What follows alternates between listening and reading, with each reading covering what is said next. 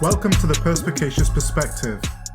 My intentions in this episode are to inform you of all the disputed areas in the world that you ought to know about.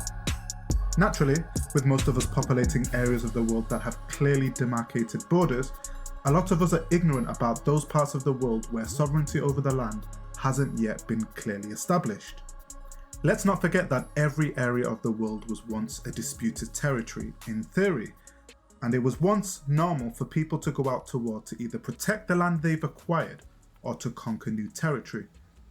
Obviously, the world has become considerably more civil and peaceful over time, but that hasn't meant that nations haven't disputed over territories they still believe to possess sovereignty over. So that's what I'll be addressing in this episode.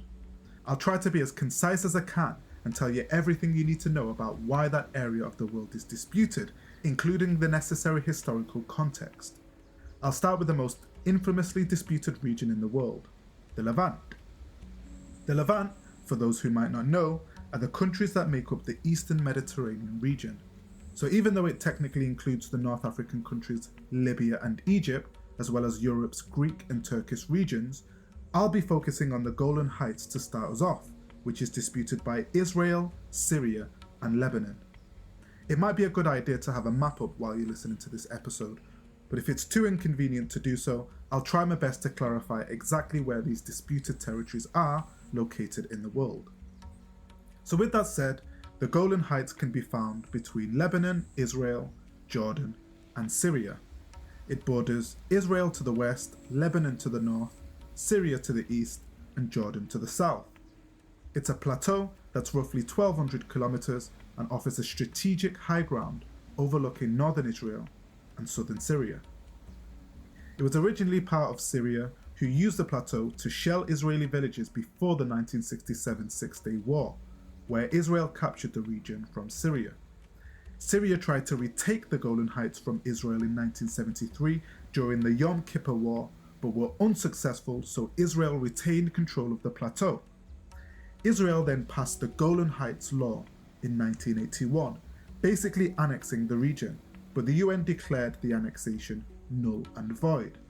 In 2019, under the Trump administration, the USA became the only nation in the world to officially recognize Israeli sovereignty over the Golan Heights.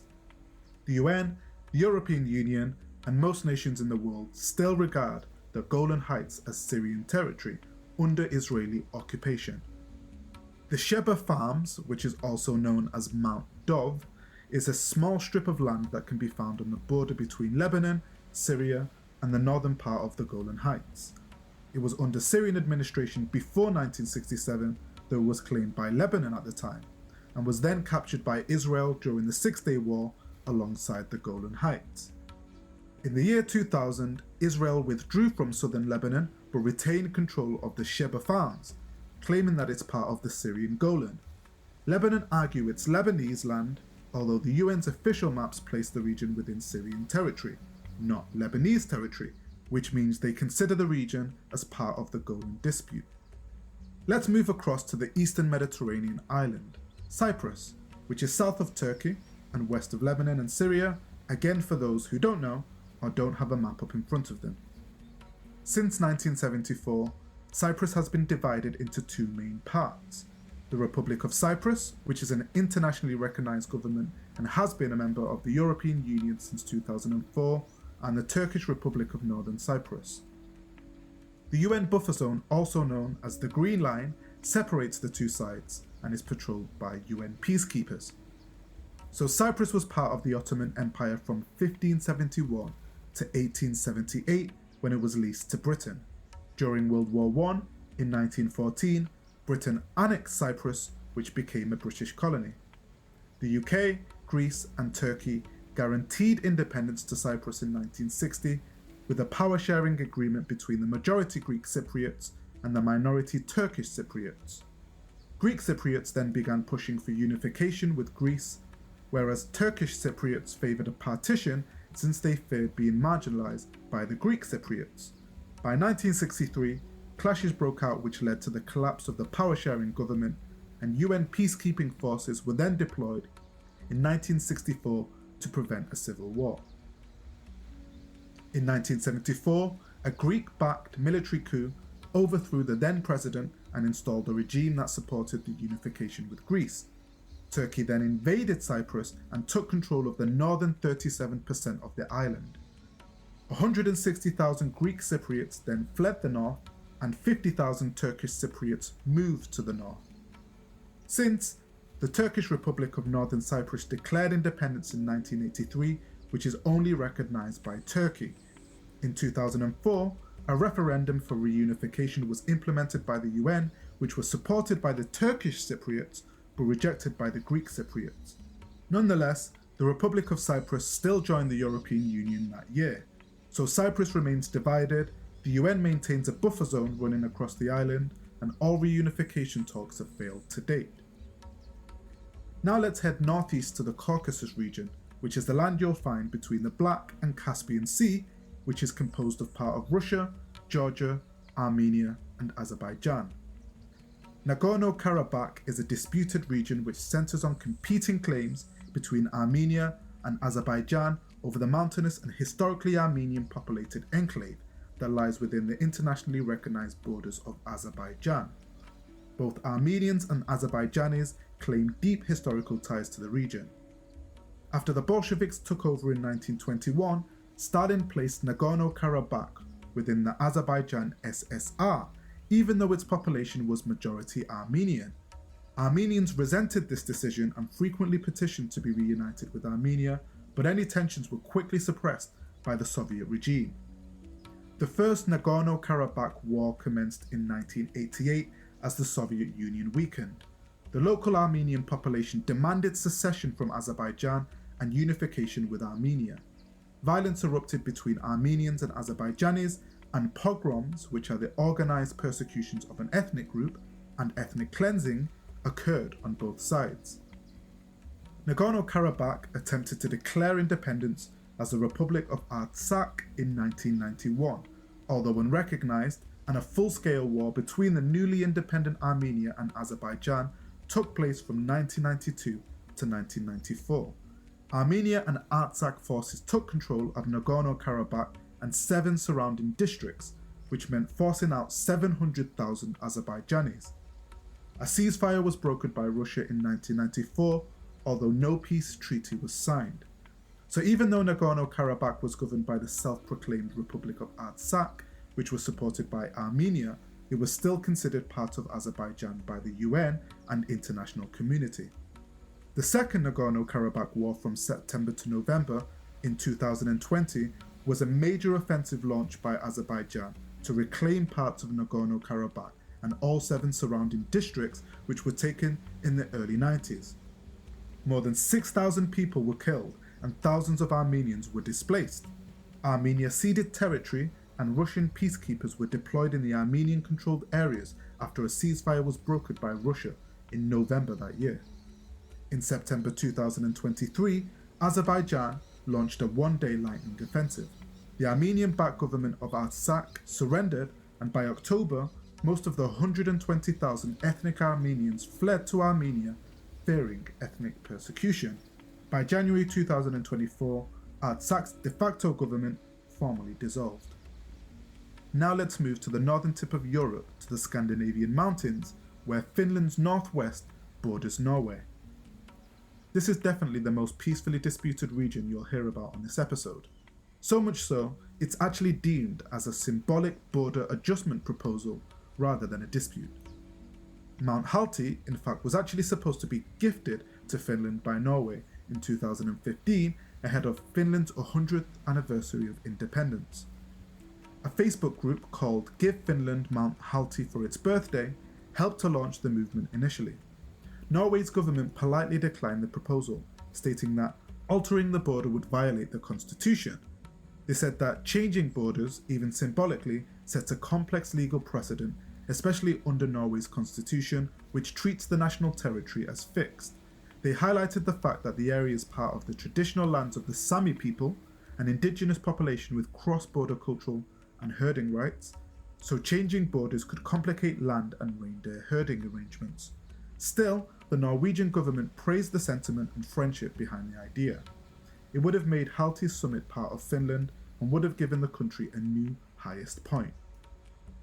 Now let's head southward to the Balkans, which refers to the bunch of European countries you'll find between the Adriatic Sea on the Mediterranean and the Black Sea, which sits on Turkey's northern coast. Kosovo is the disputed territory in question, which became a part of the Kingdom of Serbs, Croats and Slovenes, then later Socialist Yugoslavia, although Kosovo was an autonomous province within the Republic of Serbia. Their autonomy was revoked by Slobodan Milosevic in 1989, which led to mass protests by ethnic Albanians and a growing Kosovar independence movement. In the 90s, Serbian authorities conducted a campaign of suppression, removing Albanians from public sector jobs and universities. The Kosovo Liberation Army launched an armed insurgency against Serbian forces in 1998, and Serbia, then part of Yugoslavia, responded with brutal crackdowns and were accused of ethnic cleansing and atrocities in the Kosovo War that took place between 1998 and 1999.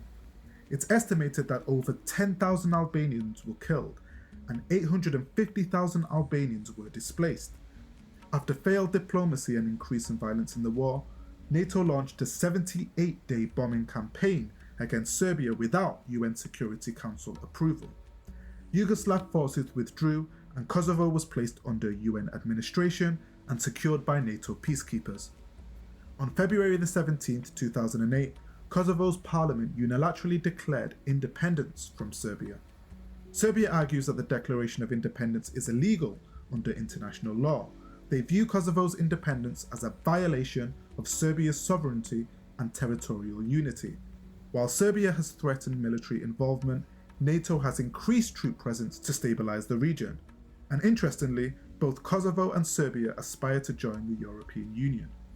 Over 100 countries recognize Kosovo's declaration of independence, which includes the States, the UK, France, and Germany. Those who don't recognize Kosovo as an independent nation include Serbia, Russia, China, India, Spain, Brazil, and South Africa. So we'll now move southwest to the Iberian Peninsula, the land between the Western Mediterranean Sea and the Atlantic Ocean that comprises Portugal and Spain. Olivenza can be found in the western Spanish province they call Extremadura, which borders Portugal. Olivenza was part of Portugal since 1297, after the Treaty of Alcañices between the kingdoms of Castile and Portugal. For over 500 years, it was under uninterrupted Portuguese administration. In 1801, France, under Napoleon, and Spain pressured Portugal to break ties with Britain. When Portugal refused, Spain, backed by France, captured Olivenza.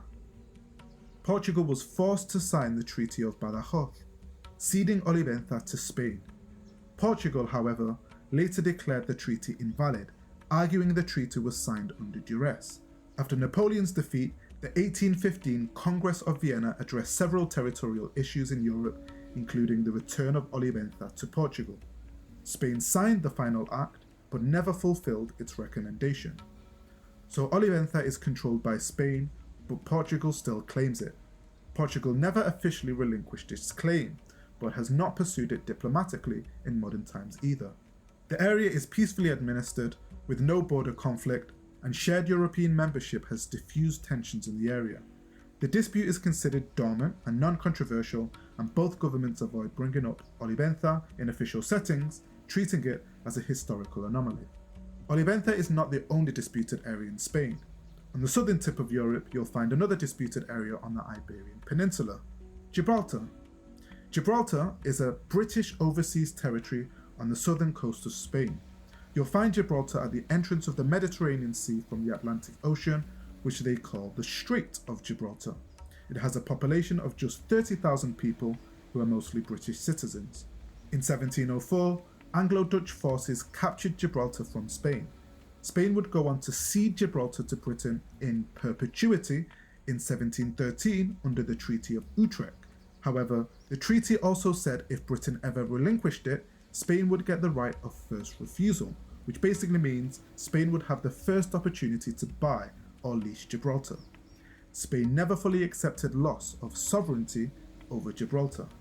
Spain considers Gibraltar a colonial relic and seeks its return under the principle of territorial integrity. They argue the Treaty of Utrecht is outdated. They claim the British expansion beyond the original fortified city, like the airport for example, on land reclaimed by Spain, violates the treaty. Spain opposes Gibraltar's self-determination, saying the dispute is bilateral between states. The UK, however, asserts that Gibraltar is British by legal treaty and has exercised sovereignty for over 300 years.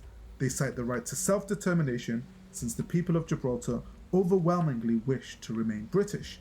In 1967, 99.64% of Gibraltarians who voted to remain British, and in 2002, 99.97% of Gibraltarians who voted rejected the UK and Spain sharing sovereignty over Gibraltar.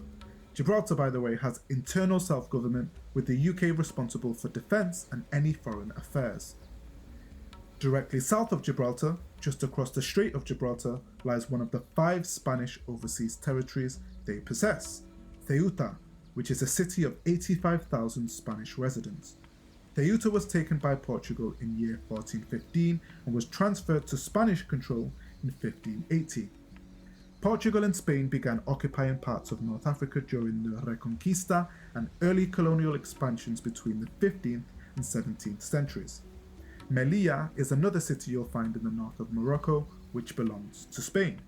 Melilla has a population of 87,000 people, and this city can be found on Morocco's northeastern coast on the Alboran Sea, which is part of the Mediterranean Sea. Peñón de Vélez de la Gomera, Peñón de Alhucemas, and the Islas Chafarinas were fortified by Spain between the 17th and 19th centuries and can also be found on Morocco's northeastern coast on the Alboran Sea. These are all Spanish fortified territories with military presence and have remained under Spanish control for centuries, long before modern Morocco was established. Morocco, however, views these territories as colonial relics and claims they should be returned. Morocco gained independence from France and Spain in 1956, but Ceuta, Melilla, and the other Spanish territories were excluded from the decolonization process. Similarly to Gibraltar, the populations of Ceuta and Melilla are overwhelmingly pro-Spanish and have repeatedly expressed opposition to Moroccan sovereignty. Spain cites UN support for self-determination and argues that residents have chosen to remain Spanish. Ceuta and Melilla are the European Union's only land borders with Africa, which makes them key entry points for migrants and asylum seekers coming from or through Africa. Moroccan authorities have occasionally loosened border controls as political pressure tactics, which has resulted in mass stormings of the fences. For example, the 2021 crisis in Ceuta, where 8,000 migrants crossed into Spain through Ceuta. Morocco actually deeply links Spanish policy in Western Sahara to the status of Ceuta and Melilla. Western Sahara is an African region, the size of Colorado, that you'll find southeast of the Canary Islands, which of course belong to Spain. If you've ever wondered why the Canary Islands belong to Spain, considering how far deep into the African Atlantic the islands are, well, it's because the Spanish conquered the region in the 15th century, which means they've possessed the Canary Islands for over 500 years. The Spanish also colonized Western Sahara in 1884 and developed phosphate mines and fishing rights. In the 1950s and 60s, the Sahrawi nationalist movement emerged and they began demanding independence. The UN called on Spain in the 60s and 70s to decolonize Western Sahara. Spain agreed to withdraw and handed administrative control to Morocco, which obviously borders the north of Western Sahara, and Mauritania, which borders the east, southeast and south of Western Sahara. This was done without UN approval. The Polisario Front was a Sahrawi nationalist liberation movement that had been fighting for the independence of Western Sahara since the 1970s, 1973 to be precise. Their primary goal was to end Spanish colonial rule in Western Sahara. Since Algeria, who borders Morocco to the east, fought its own long, brutal war of independence against France from 1954 to 1962, it strongly identified with anti-colonial liberation struggles, as well as having long-standing tensions over borders and regional influence with Morocco, which is why Algeria has always backed the Polisario Front. When Morocco sent 350,000 civilians and 20,000 troops into Western Sahara in 1975 to assert its claim, the Polisario saw it as an occupation and fought a guerrilla war against both Morocco and Mauritania, up until 1991. Mauritania withdrew in 1979, relinquishing its claim. However, Morocco annexed Mauritania's portion. The war ended in 1991 with a UN-brokered ceasefire. Morocco controls 80% of the territory, which basically makes up most of the central and western portion of Western Sahara, and the Polisario controls 20% of the territory, which is basically the eastern portion of the Western Sahara. The UN considers Western Sahara as a non-self-governing territory.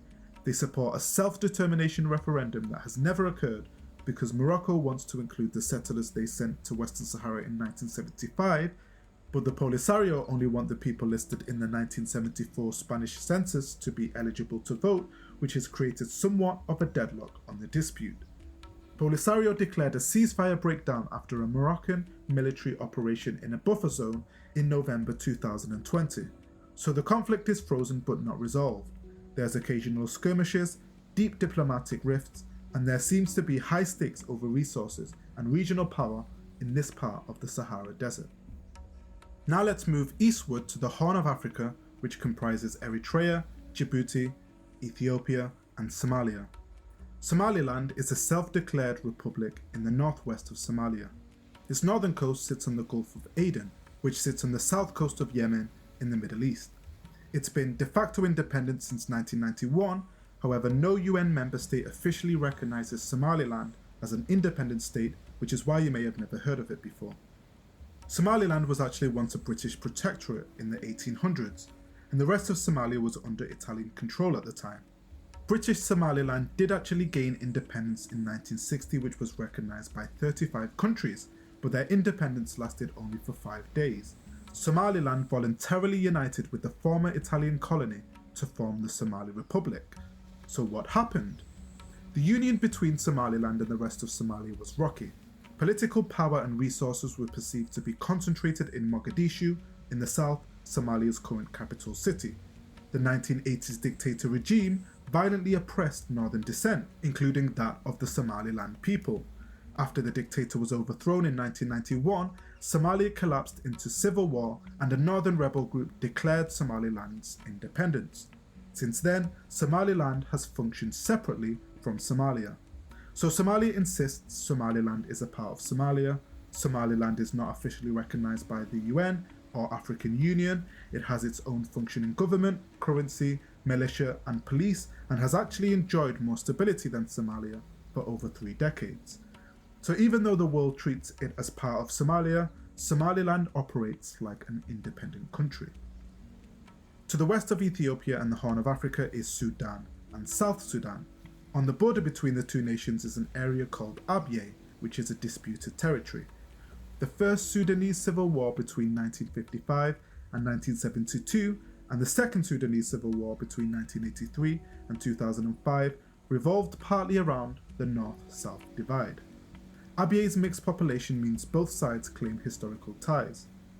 A comprehensive peace agreement in 2005 ended the second civil war in Sudan. The agreement gave Abyei a promise of a referendum for Abyei residents to choose whether to join the north or the south, and that they would have joint administration until the vote. In January 2011, South Sudan voted overwhelmingly for independence. The Abyei referendum never happened since Sudan and South Sudan couldn't agree on who qualified as a voter. In May 2011, Sudanese forces seized Abyei, displacing tens of thousands of people indigenous to the area. 2 months later, South Sudan became independent without a settled Abyei status. It's important to note that before South Sudan's independence, Abyei was part of Sudan's oil-producing regions. Control of Abyei meant control over part of the oil revenue and pipeline routes. Also, 2 ethnic groups with different national loyalties claim rights to the land. Currently, Abyei is under special UN administration. The United Nations patrols the area and is officially jointly administered by Sudan and South Sudan, but in practice the arrangement is dysfunctional. Both sides maintain an unofficial military presence. On Sudan's northern border with Egypt, there is another disputed territory called Bir Tawil. It's a desert area with almost no permanent population or infrastructure. It's located south of the Hala-Ib Triangle, another disputed area between Egypt and Sudan, which borders the Red Sea to the east. The 1899 political boundary was a straight line along the 22nd parallel north, which was the official border between Egypt, a British protectorate at the time, and Sudan, a condominium under joint British-Egyptian rule. The 1902 administrative boundary was a boundary drawn by the British administration to accommodate the nomadic tribes' grazing patterns. This shifted the administration of some areas between Egypt and Sudan. The Hala-Ib Triangle lies north of the 22nd parallel border but was administered by Sudan under the 1902 line, and Bur Tawil lies south of the 22nd parallel border but was administered by Egypt under the 1902 line. Egypt claims the 1899 boundary as the official border, so it claims the Hala-Ib Triangle to the north but not Bur Tawil, which lies south of the 22nd parallel. Sudan claims the 1902 administrative boundary, so it claims the Hala-Ib Triangle to the north but not Bur Tawil, which lies south of the 1902 line. So both claim Hala-Ib Triangle, but neither of Egypt or Sudan claim Bur Tawil, because in doing so, they would undermine their claim to the more valuable Hala-Ib Triangle. Bur Tawil is one of the few pieces of land on Earth that is unclaimed by any country. We'll now head to the Himalayan region in South Asia, where Jammu and Kashmir are one of the 3 disputed areas in South Asia. Jammu and Kashmir are controlled by India, Pakistan, and China, as the Himalayan mountains act as a sort of natural border between the 3 nations. It was a princely state under British India with a mostly Muslim population but ruled by a Hindu Maharaja. At independence from the British Raj and partition in 1947, the Hindu Maharaja initially wanted to remain independent, but in October 1947, tribal militias from Pakistan invaded Kashmir. After India and Pakistan fought a war in 1947 to 48, the UN brokered a ceasefire, established the line of control dividing the region, and called for a referendum that never happened. So India claims the whole of Kashmir, Pakistan claims Kashmir as a Muslim majority region, which is why they administer part of it, and even the Kashmiris themselves are divided. Some want independence, some favour Pakistan, and some favour India. Aksai Chin lays on the other side of the Himalayan mountains, which borders China's autonomous region, Tibet. It's a high-altitude desert area controlled by China, but claimed by India as part of Ladakh, which is the region that separates Aksai Chin and Jammu and Kashmir. China built a strategic road connecting Xinjiang and Tibet through Aksai Chin in the 1950s. This led to the Sino-Indian War of 1962, which culminated in China gaining control of Aksai Chin. Arunachal Pradesh is another region on the Himalayas toward the northeastern part of South Asia that borders Bhutan to the southwest, Bangladesh to the south, and Tibet to the north. China claims that Arunachal Pradesh is part of South Tibet, based on historical and cultural grounds. However, India administers the Arunachal Pradesh region completely. So these regions along the Himalayas are disputed due to unclear accession after the partition of British India that created India, Pakistan and Bangladesh, due to conflicting religious and ethnic identities, due to strategic geopolitical interests of India, Pakistan and China, and due to unresolved political status and autonomy issues within the regions themselves. Now let's move over to East Asia on the South China Sea, which is east of Vietnam and south of China, where there are 3 islands and various submerged banks, reefs, and exclusive economic zone overlaps that are disputed. None of these islands have any permanent residents, but these areas are disputed by China, Taiwan, Vietnam, the Philippines, Malaysia, and Brunei. Since about a third of global maritime trade passes through the areas are rich fishing grounds, and the areas possibly possess large oil and gas reserves. The islands in question are the Spratly Islands, which have hundreds of reefs, shoals and islets scattered across the central South China Sea, the Paracel Islands, which is a cluster in the north of the South China Sea, and the Scarborough Shoal, which is near the Philippines. Now let's head over to the East China Sea, which is east of China. Taiwan is an island off the southeast coast of mainland China, separated by the Taiwan Strait, which has a population of 23 million people. It's officially called the Republic of China. Taiwan has its own government, its own military, its own constitution, and its own economy, which operates like an independent country. The People's Republic of China in Beijing claims Taiwan as a province of China. not a separate sovereign state. After the Chinese Communist Party defeated the Kuomintang, the Nationalist Party, in 1949 in the Chinese Civil War, the Kuomintang fled to Taiwan and continued to call themselves the Republic of China. The Chinese Communist Party declared the People's Republic of China on mainland China. From this point, there were two governments claiming to be the legitimate government of all of China. So mainland China think Taiwan is a breakaway province that must be reunified with the mainland by force if necessary, and modern Taiwan's stance is that while originally claiming all of China, over time Taiwan shifted toward only governing its island and some outlying territories. Many in Taiwan now see it as a completely distinct entity from China. So initially, many countries and the UN recognized the Republic of China in Taiwan as the legal government of all of China, including the mainland. Then in 1971, they lost their seat to the People's Republic of China in Beijing, mainland China. Today, only 12 UN member states recognize Taiwan. Many people attribute the dispute surrounding Taiwan's sovereignty to the fact that Taiwan is a major semiconductor manufacturing hub, making it strategically vital, and since it produces most of the world's advanced microchips. The Diaoyu Islands are what the Japanese call the Senkaku Islands, and what the Taiwanese call the Diaoyu Tai Islands. These islands have no permanent civilian populations and are just northeast of Taiwan, which is also on the East China Sea. China claims the islands were part of China from the 14th to the 16th centuries, but Japan claims they belonged to no one when they found them in 1885. After World War I, after the islands were under Allied occupation, the US returned the islands to Japan in 1971, since the islands had been administered by Japan formerly. The US does not take an official position on the sovereignty of the islands, so the islands continue to be administered by Japan, but both mainland China and Taiwan claim sovereignty over the islands too. The Lienko rocks can be found east of South Korea on the Sea of Japan, which the Koreans call the East Sea.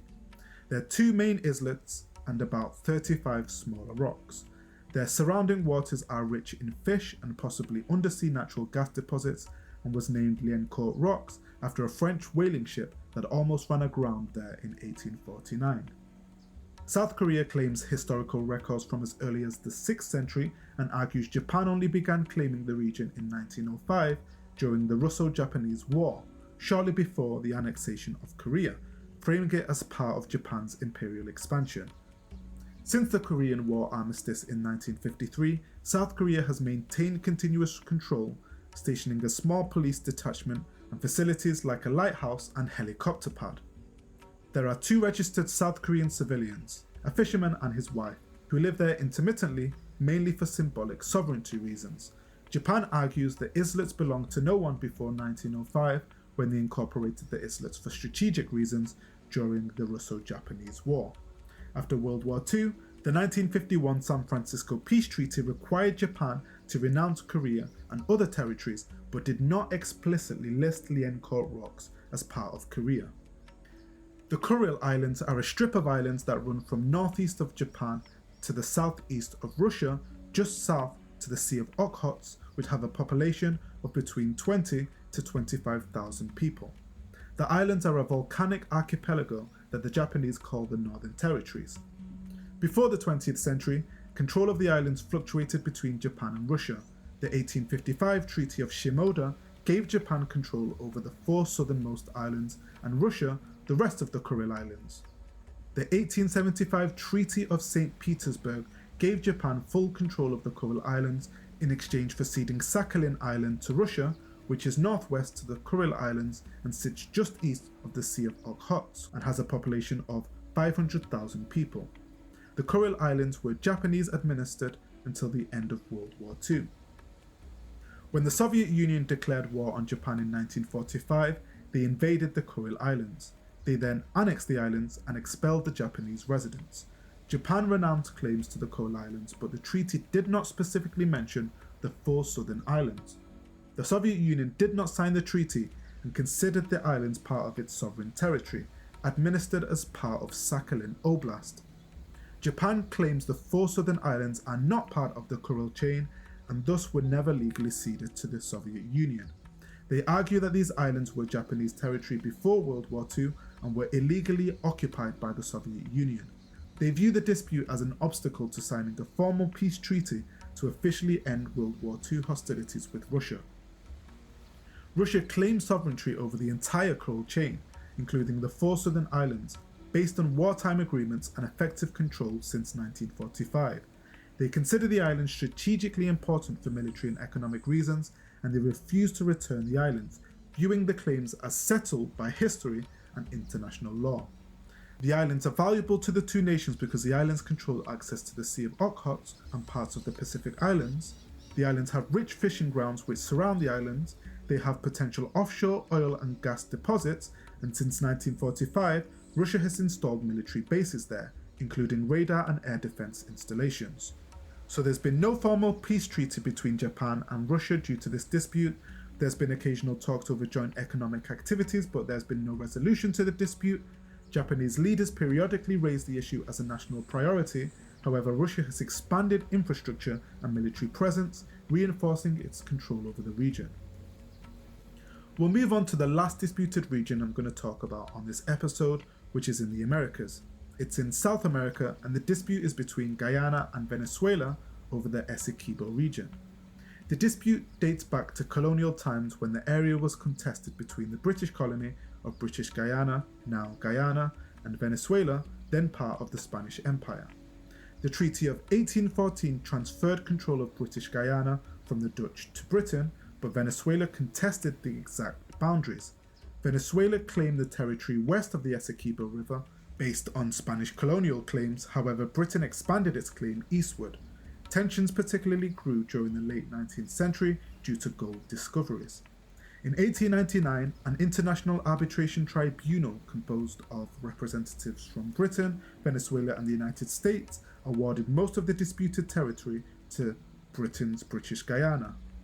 Venezuela accepted the ruling for decades but later challenged it, claiming that the arbitration was unfair and biased.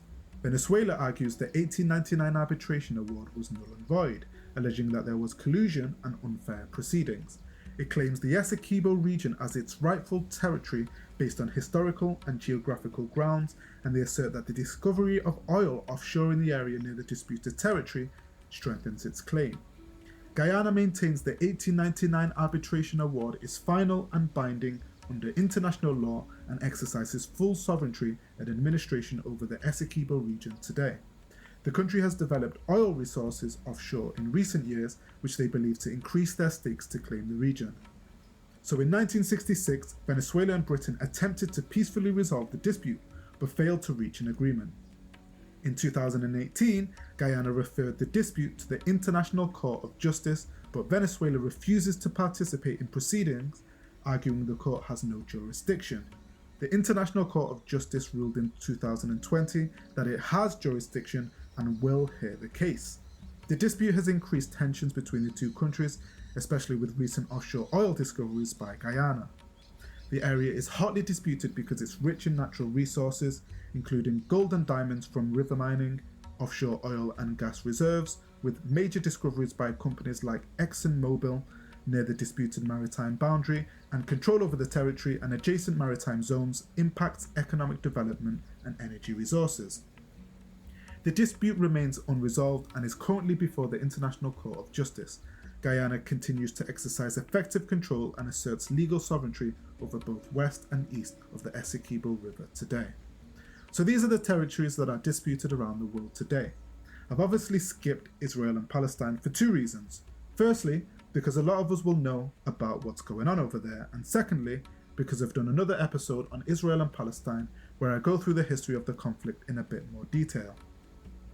I've also not mentioned the Crimea and Donbass dispute because it's already led to a full-scale war between the Ukraine and Russia, which I've also done another episode, so check that out if you're interested in the history behind that conflict. I've enjoyed doing the research for this episode, so I hope you learned a thing or two yourself. Subscribe if you want to hear more content like this, as I plan going forward to post more episodes that can give you a new perspective on the world. Anyway, I hope this episode's given you a more perspicacious perspective on the disputed regions around the world. Until next time, peace out.